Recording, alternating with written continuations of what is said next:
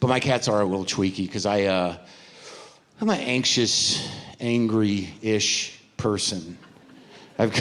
Someone's laughing at that already. That's all it took. Just my rationalization. Just the setup.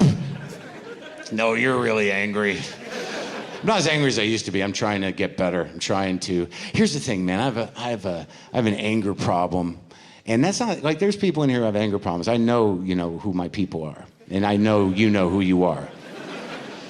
And when you admit you have an anger problem, that's not casual conversation. That's not something that just comes up like, no, yeah, I've got an anger problem a little bit. If you admit that out loud, it's a default, and usually there's at least one crying person in the room. You know, it's a Hail Mary pass. It's not a rejoicing moment. It's like, God, I fucked it all up. Better try to get this back together. But the weird thing about having an anger problem is that the one thing we can admit when we have anger problems is like, we fucking love it. We love yelling. We love it right up until you're crying and 2 minutes into you crying. We love it. And then we get scared that we fuck things up permanently. But it's in us, and we can't admit that. I'm not saying it's good behavior. But what I am saying is that an angry person can't, like, I can never say, like, I'm not gonna have an outburst. I can't, that's a lie.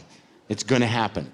What I've agreed to do with myself and with others is I'm just gonna try and tighten up the space between outburst and apology. I'm just gonna try and bring those a little closer together. It's gotten pretty close. This recently came out of my mouth. Shut the fuck up, I am sorry. That's tight, that's very tight. I don't think it was an effective apology. I don't think that the apology landed because I think it was tonally inappropriate, but my brain is working in the right direction. I'm getting better. I don't know what to tell you. I just have a river of rage running through me at all times. It's just right there, and as I get older, I realize it's really up to me as to whether or not I'm gonna put the kayak in the water. That's really what it comes down to. But some days you just want to spend going, fuck, fuck, fuck, fuck, fuck. And people you know will get out of the way. It's like, he's in the boat, get out of the way. He's got the oar.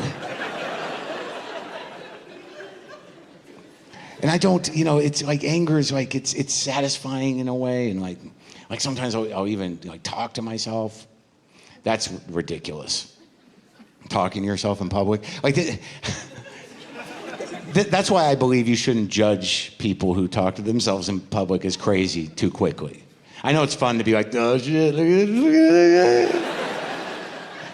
But like, don't judge. Don't be so quick to judge, especially men. If you see a man talking to himself in public, he's probably not crazy. He's probably just in a relationship. And what you're seeing is he's taken the fight to the street where he's gonna win it on his terms. That's what's happening. If you see a man talking to himself in public, he's probably doing the right thing. He probably just left a situation where he said, this is bullshit, I'm taking a fucking walk. And you just caught him in the middle of his process. It's something along the lines of like, fuck her, I don't deserve that shit. Why am I even living with that bitch? What a fucking mistake that was. He's actually on his way to apologize. That's what you're seeing. He's making the loop. Or he's gonna walk in and say, sorry baby, it's my fault, I apologize. And you're gonna say, it's okay, I'm glad you took a walk. But just know, out there on the street, we won that fight. There was no gray area either. We won it.